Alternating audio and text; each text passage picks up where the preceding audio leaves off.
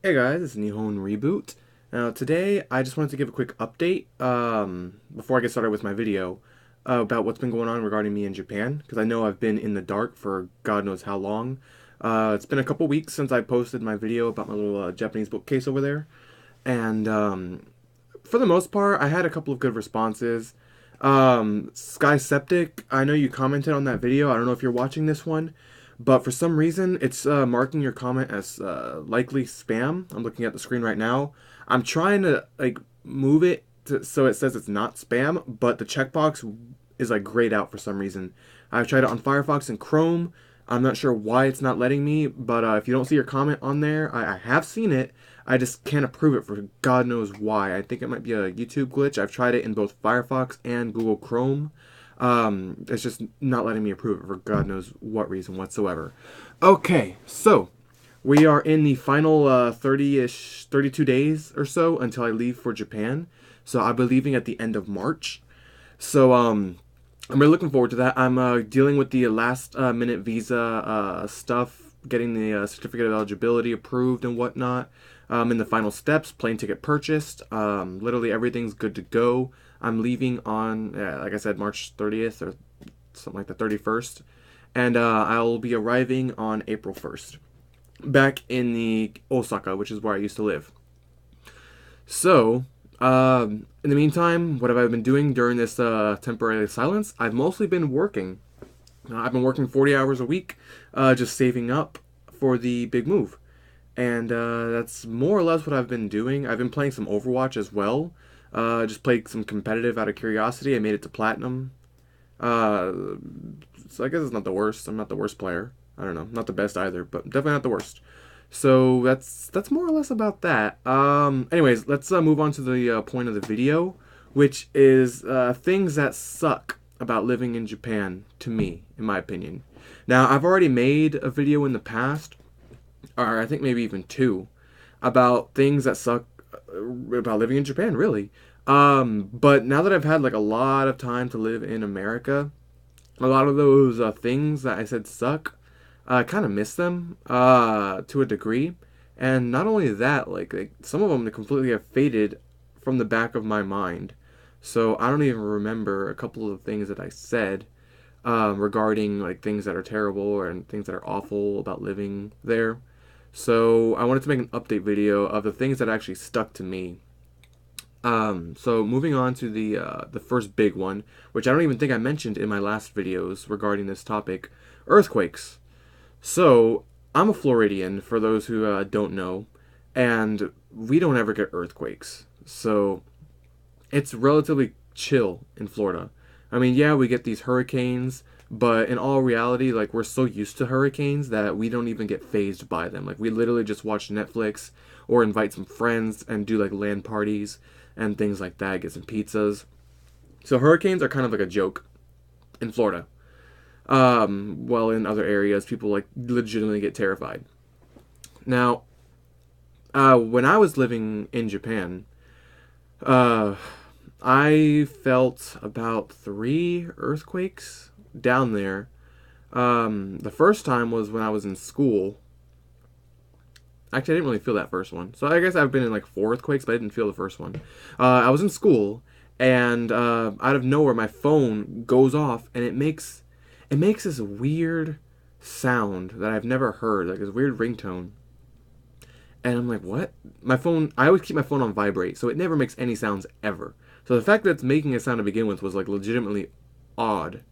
And all of a sudden, I hear the phone say "jishin desu," which means earthquakes coming, like literally, it's on its way. And so as soon as I heard that, my teacher heard it too, and he stopped everything he was doing, and he was like, "Everybody, get under the desks." And I'm like, "Oh, what's about to happen?" And it turns out like we didn't feel anything, so I guess that was that. Long story short, go past like a couple months later, I was at my home, minding my own business. Phone goes off again, and it's like "jishin desu," and I'm like, "Oh, uh-oh."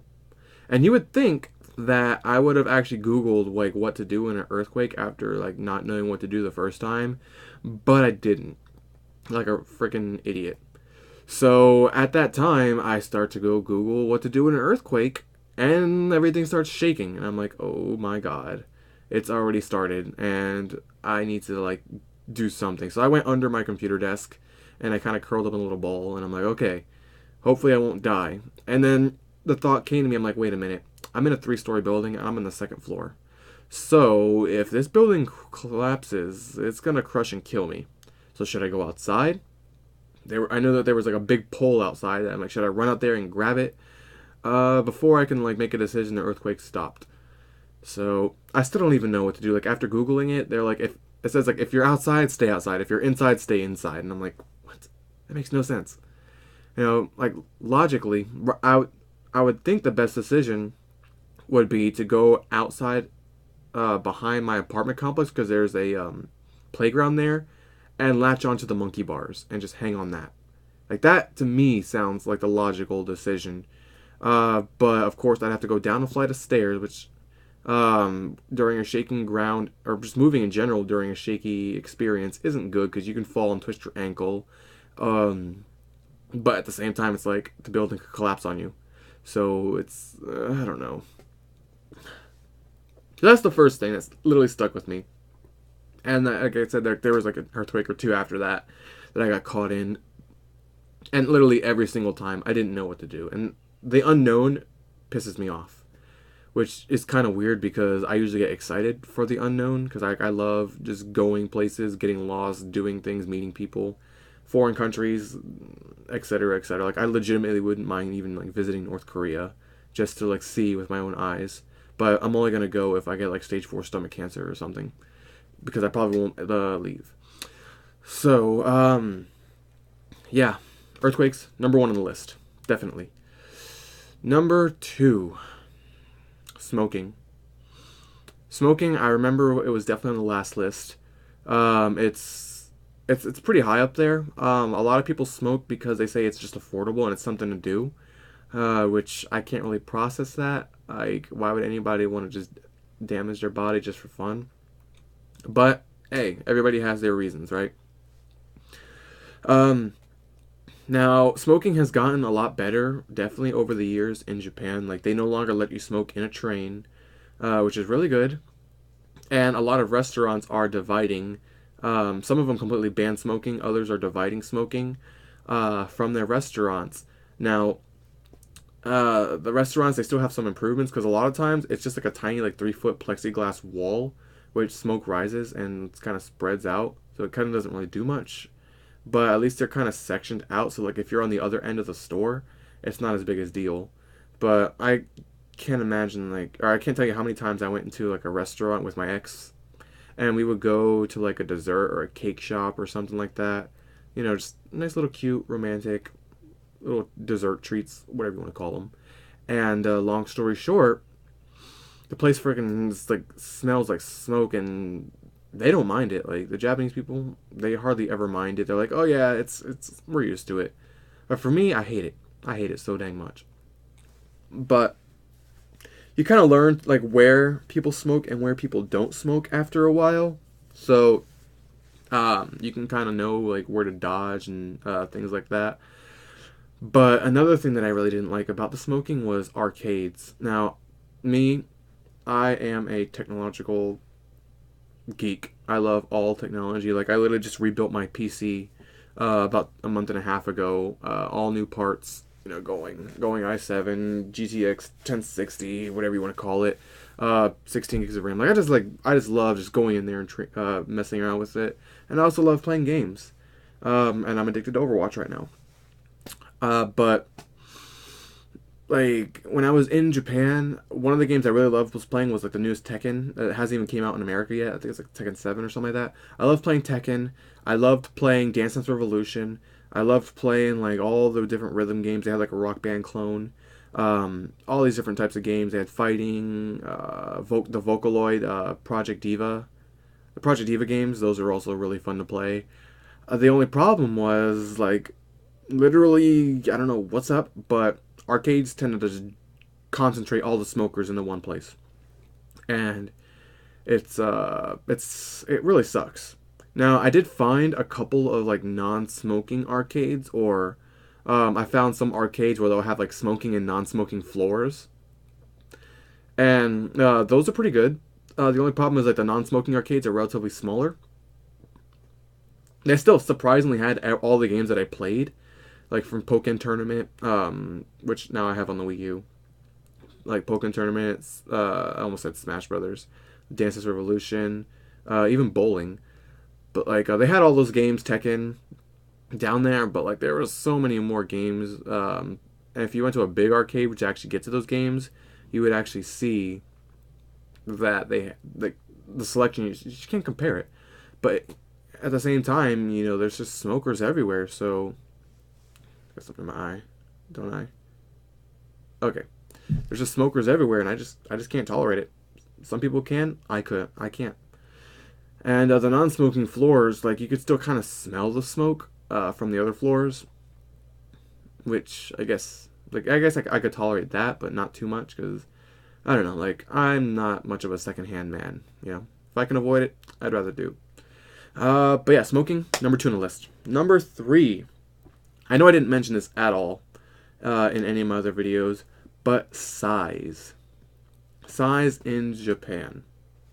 Now, in America, I'm a pretty standard sized guy. I'm 6 foot. Uh, I go to the gym. I lift every now and then. Like, I haven't lifted in a while because I've been busy, so this is like my base form. Like, I don't know, freaking sound like something off of Dragon Ball. But this is what I look like normally when I don't lift. I'm not like big. I'm not really obese. I'm a little fat. Definitely on the fat side. But I'm not like a monster or I'm relatively somewhat average to what America is. You know.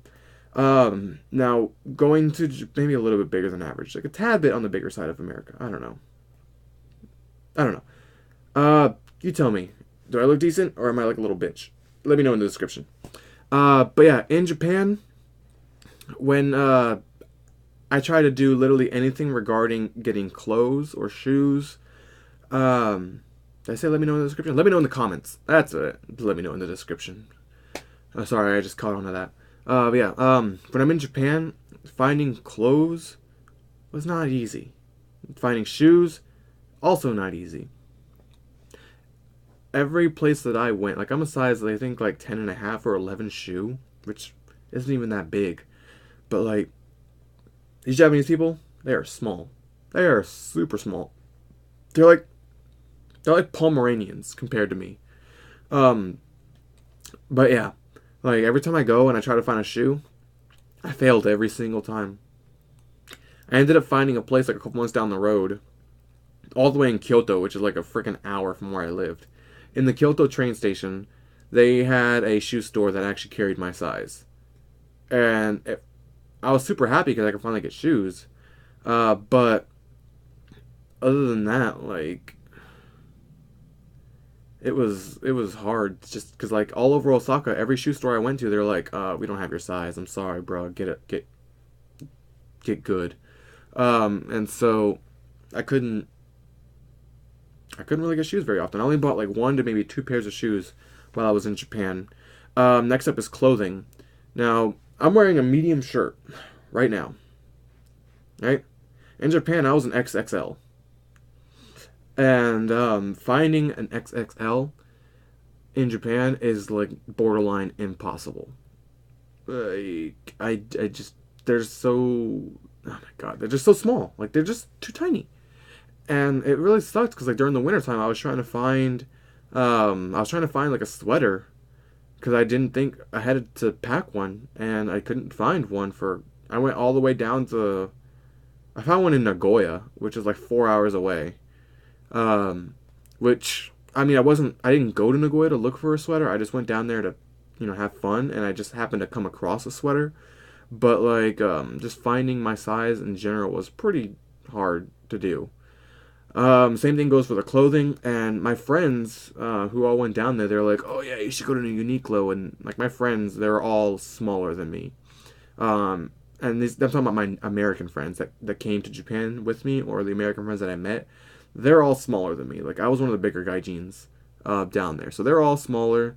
um, both in height and like stature, and they were all like less muscular. They were fit though, a lot of them, and then others were like shut-ins, but they were all more or less pretty thin and small. So they were able to go to places like Uniqlo and find their shoe size, find their clothing sizes. I'm trying to think of another place off the top of my head, but like all I could think of is Uniqlo, because I don't know why. Um, but yeah, like they would always go and just find clothes effortlessly, and I'm just sitting there like,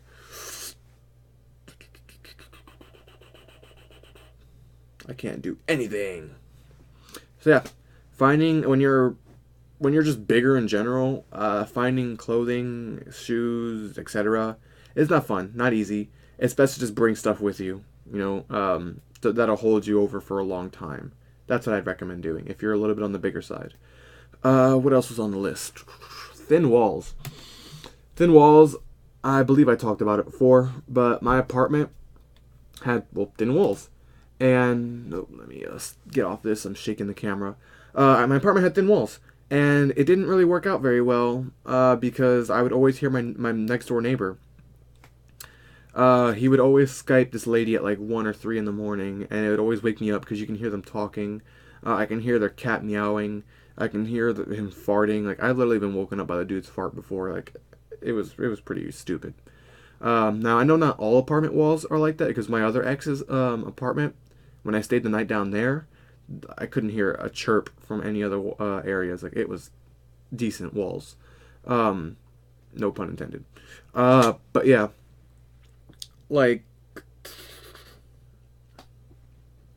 it living in that apartment, which I'm not going back there because my company is gonna assign me an apartment, which is gonna be apparently bigger and about the same price, so I'll take it. But my like just having people on both sides and being able to hear them, it was kind of annoying because I'm a relatively quiet guy, so I was pretty quiet. The only time when I wasn't quiet was whenever I brought my ex over, because I was quiet, she wasn't. And my friend who came from America with me, he lived 2 doors down. So that guy that I was mentioning that was Skyping, like I never like reported him or anything because he had to live in between two gaijin, and like my friend, he was like a legit like freaking playboy. Like he literally brought a different girl home almost every freaking day, and I would always like walk out and I would see him with a different girl. Though I think his goal was to see how many girls he could bang while he was in Japan. And the number was it was pretty friggin' high. Like I was generally impressed. But like me on the other hand, like I kind of want to have like a serious relationship. Being 24 now, I am kind of wanting to look for someone for more of a long term. So every relationship that I had was for a fair amount of time, and I don't think I ever actually like took a girl home for the sole purpose of getting the do. But yeah, thin walls. It definitely made the list. I'm trying to think. I don't think there's anything else that really stuck that I can generally remember off the top of my head. Nope. I think that's it for now. So I'm just gonna end the video. If I ever do think of anything else or a decent amount of things, I'll do a follow up. But streets. Holy crap, streets are thin. So most people take the trains, and because of that, I think it's because of that. I don't know. It just could be just Japan's like roads, but they're relatively thin, and like getting two cars to go through or past each other, they always have to like go on like the sidewalk or like off onto like someone's yard to like cut across because it's too thin, so you can't really get through. I found that to be a problem. Not just because like I wasn't driving, but I was walking, and you always kind of take a chance that you might get hit with a car every time like it passes by. Now they seem to be competent drivers, of course, but lots of times these cars cut by pretty close, and you're like, oh my god. Now, Most sidewalks, not most, but like some sidewalks in Japan, they're not even sidewalks. It's like a white strip um, that's painted onto the road, and you walk on the other side of that strip. So there's like literally no real separation, and unfortunately that's like for like the neighborhood areas. But if you actually go out onto like the more store like areas or like the traffic areas, they actually have full size sidewalks, which are much safer, and I love those. So it's more of a minor nuisance than an actual problem, but it was something that I kind of kept in mind. You know, always being super close to getting freaking wrecked. And I never drove a bike in Japan, or I never rode a bike in Japan, generally because of that. Like, when I was in Japan, I know two of my friends got hit by cars while they were riding their bikes, and they were on their lane. Like, I even saw one of them. Like, they were on their sidewalk, minding their own business, and they got freaking whacked. And I watched them tumble, and of course, you know, I went down there and helped them up. And the Japanese person like gets out of their car and was like, "Oh, sumimasen, I'm so sorry, desu ne," like all this crazy stuff. How long is this video? Christ. But yeah.